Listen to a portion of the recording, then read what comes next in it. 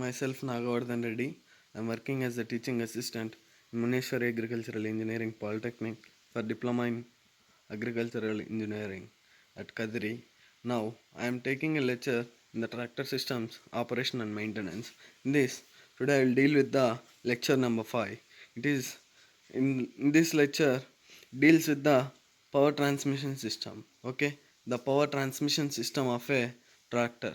It deals with the power transmission system of a tractor. Okay, ఇక్కడ power transmission system of a tractor ఎందుకు పనికి వస్తుంది?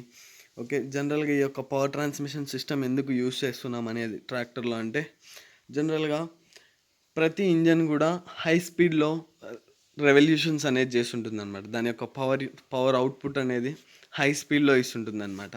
For example bike చూసినా, car చూసినా, ఇవి చూస్తే పవర్ యూనిట్ అవి చాలా స్పీడ్గా వెళ్ళిపోతూ ఉంటాయి అన్నమాట. ఓకే, సేమ్ అదే ఇంజన్, అలాంటి ఇంజన్ మనం ట్రాక్టర్లో యూజ్ చేసిన ట్రాక్టర్ అనేది స్లోగా వెళ్తుంది. ఎందుకంటే ట్రాక్టర్ ఫీల్డ్ ఆపరేషన్స్ చేయాలి కాబట్టి ఆ ఫీల్డ్ ఆపరేషన్స్లో మనకి స్పీడ్ అనేది తక్కువ ఉండి ట్రాక్షన్ అనేది, దట్ మీన్స్ టార్క్ అనేది ఎక్కువ అవసరం అనమాట.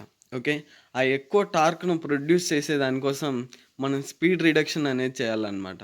అలా స్పీడ్ రిడక్షన్ చేసేదే ఈ యొక్క పవర్ ట్రాన్స్మిషన్ సిస్టమ్ అనమాట.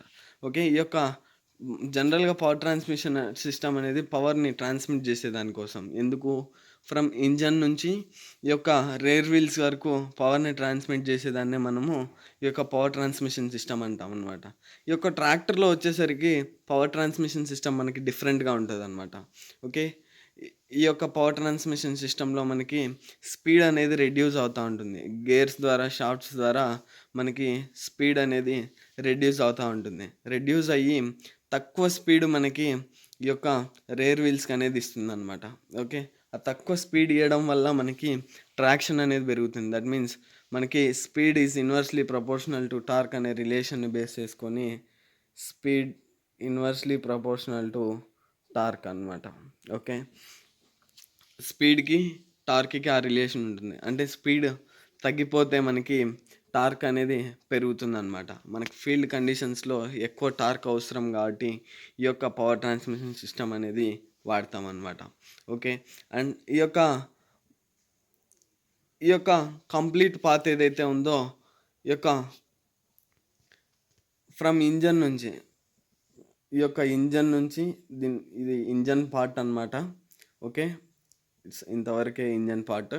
ఓకే, ఆ ఇంజన్ నుంచి ఈ యొక్క రేర్ వీల్స్ వరకు పవర్ని ట్రాన్స్మిట్ చేసేదే మనకి ఈ యొక్క పవర్ ట్రాన్స్మిషన్ సిస్టమ్ అనమాట. ఆ యొక్క కంప్లీట్ పాత్నే మనము పవర్ ట్రైన్ అని పిలుస్తాం అనమాట. It's a very important bit. Power train అనేది వెరీ ఇంపార్టెంట్ బిట్ అనమాట. The complete path of power from the engine to the wheels is called power train. ఓకేనా, అండ్ ఇక్కడ చూస్తే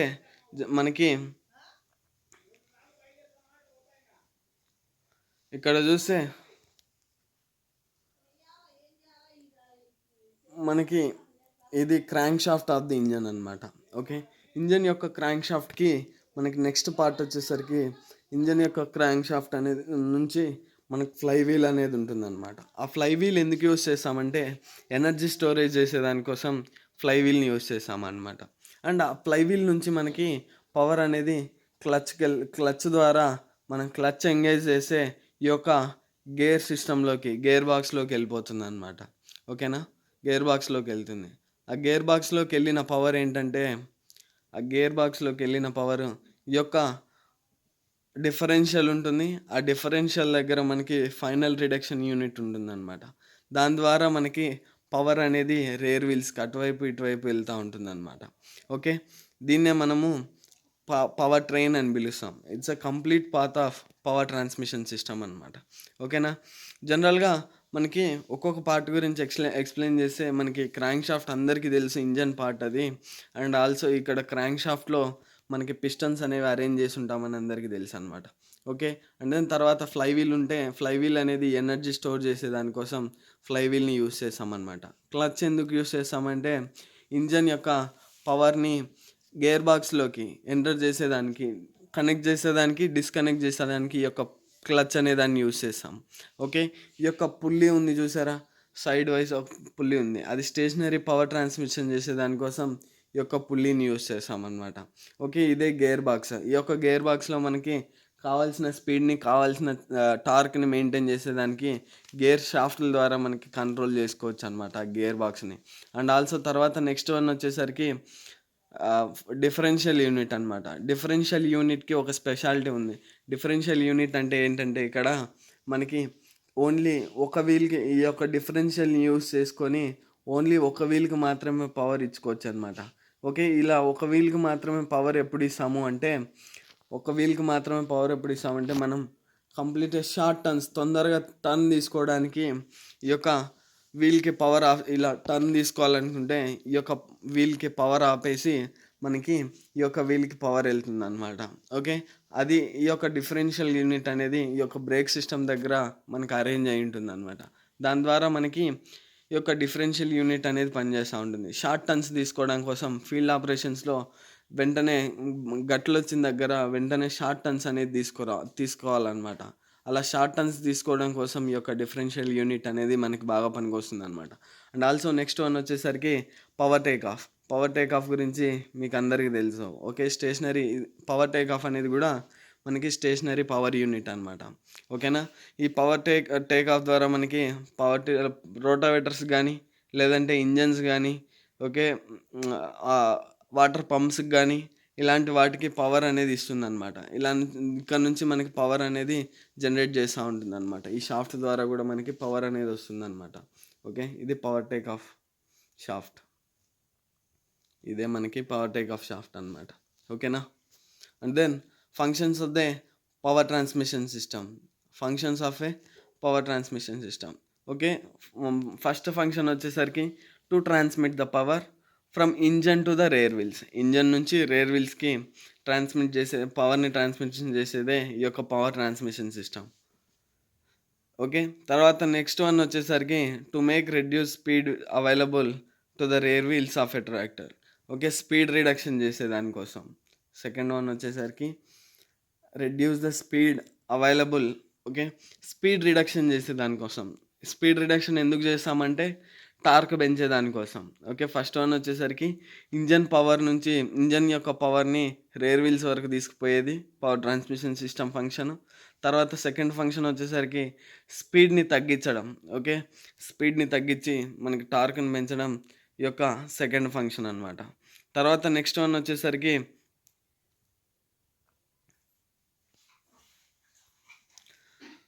ఓకే, ఈ యొక్క వీల్ స్పీడ్ని, ఇంజన్ స్పీడ్ని ఒక కంట్రోల్లో ఉంచేదే ఈ యొక్క పవర్ ట్రాన్స్మిషన్ సిస్టమ్ అనమాట. ఓకే, ఫీల్డ్ కండిషన్స్కి తగ్గట్టుగా మనకి ఆ యొక్క వీల్ స్పీడ్ని, ఆ యొక్క ఇంజన్ స్పీడ్ని మనకి కంట్రోల్లో ఉంచుతుంది అనమాట. ఓకే, ఫర్ ఎగ్జాంపుల్ మనము రోటావేటర్ వాడాల్సినప్పుడు మనకి కాన్స్టాంట్ ఆర్పిఎం అనేది డెవలప్ చేయాలన్నమాట. ఆ కాన్స్టెంట్ ఆర్పిఎం అనేది మనకి ఇంజన్ అనేది 1600 ఆర్పిఎం ఉన్నప్పుడు మనకి కాన్స్టెంట్గా 540 ఆర్పిఎం అనేది మనకి జనరల్గా డెవలప్ అవుతుంది అనమాట. పీటీవీ షాఫ్ట్కి 540 ఆర్పిఎం డెవలప్ కావాలంటే మనకి ఇంజన్ యొక్క స్పీడ్ అనేది 1600 ఆర్పిఎం ఉండాలి. ఓకే, జనరల్గా మనకి 1600 ఆర్పిఎం మనకి స్పీడ్ ఉంటే 1600 ఆర్పిఎం స్పీడ్ ఉంటే మనకి వీల్స్ అనేవి చాలా స్పీడ్గా మూవ్ అవుతాయి అన్నమాట. అలా కాకుండా స్పీడ్గా మూవ్ కాకుండా మనకి ఈ యొక్క గేర్ రేషియో ద్వారా ఇంజన్ స్పీడ్ని అండ్ ఈ యొక్క వీల్ స్పీడ్ని రెండింటిని కంట్రోల్ చేసామన్నమాట. ఓకే, గేర్ రేషియోస్ ద్వారా. ఓకేనా, అండ్ ఆల్సో నెక్స్ట్ వచ్చేసరికి to transmit the power through right angle drive. Okay, ఇక్కడ చూస్తే మనకి జనరల్గా ఇంజన్ యొక్క పవర్ అనేది ఇంజన్కి ఈ యొక్క ఇంజన్ అండ్ ఈ యొక్క రేర్ వీల్స్ అనేవి పర్పెండిక్యులర్ డైరెక్షన్లో ఉన్నాయన్నమాట. ఓకే, రైట్ యాంగిల్ డైరెక్షన్లో ఉన్నాయన్నమాట. సో అందుకోసం ఈ యొక్క బివెల్ గేర్ కనెక్షన్ ద్వారా మనకి ఈ యొక్క ఇంజన్ యొక్క పవర్ని రేర్ వీల్స్కి కన్వర్ట్ చేస్తుంది అనమాట. బివెల్ గేర్స్ ద్వారా మనకి 90 డిగ్రీస్లో మనకి ఇంజన్ యొక్క పవర్ని అనేది రేర్ వీల్స్కి ఇస్తుంది అనమాట. ఓకేనా, దీనికోసము మనము పవర్ ట్రాన్స్మిషన్ సిస్టమ్ యూజ్ చేస్తాం. ఓకేనా, these are all the 4 functions in the power transmission system. And next one వచ్చేసరికి ఓకే, ఫంక్షన్స్ చూస్తే ఫస్ట్ ఇంజన్ నుంచి రేర్ వీల్స్కి పవర్ ఇవ్వడం, స్పీడ్ని తగ్గించడం, గేర్ రేషియో ద్వారా ఇంజన్ స్పీడ్ని వీల్ స్పీడ్ని కంట్రోల్ చేయడం. Okay, and also fourth one వచ్చేసరికి రైట్ యాంగిల్ డైరెక్షన్లో మనకి పవర్ ఇవ్వడాన్నే ఈ యొక్క పవర్ ట్రాన్స్మిషన్ సిస్టమ్ యొక్క ఫంక్షన్స్ అనమాట. తర్వాత next components of the power transmission system చూసుకుంటే ఫస్ట్ కాంపోనెంట్ వచ్చేసరికి క్లచ్, సెకండ్ కాంపోనెంట్ వచ్చేసరికి ట్రాన్స్మిషన్ గేర్స్, థర్డ్ కాంపోనెంట్ వచ్చేసరికి డిఫరెన్షియల్, అండ్ ఫోర్త్ కాంపోనెంట్ వచ్చేసరికి final drive, and fifth component వచ్చేసరికి rear axle, and sixth component వచ్చేసరికి rear wheels అనమాట. These are all the combinations of the power transmission system. Okay, ఇవన్నీ కలిపి మనకి పవర్ని transmit చేస్తాయి. ఎక్కడి నుంచి? ఇంజన్ నుంచి మనకి రేర్ వీల్స్కి. ఇవన్నీ కలిపితేనే మనకి పవర్ ట్రాన్స్మిట్ అనేది అవుతుందన్నమాట, పవర్ ట్రాన్స్మిషన్ అనేది అవుతుందన్నమాట. ఓకే, ఫస్ట్ ఇక్కడ క్లచ్ యొక్క ఇంపార్టెన్స్ చూద్దాం. ఓకే, క్లచ్ ఎందుకు యూస్ చేస్తామంటే to connect or disconnect the tractor engine from the transmission gears and drive wheels. అంటే మనకి ఇంజన్ యొక్క పవర్ని యొక్క to connect or disconnect, engine యొక్క పవర్ని కనెక్ట్ చేయడం కానీ లేదంటే డిస్కనెక్ట్ చేసేదానికోసం ఈ యొక్క క్లచ్ అనేదాన్ని యూస్ చేసామన్నమాట. ఓకే, ఆ క్లచ్ లేకుండా మనకి ఇంజన్ పవర్ని కనెక్ట్ చేసుకోవడం, డిస్కనెక్ట్ చేసుకోవడం సాధ్యమా?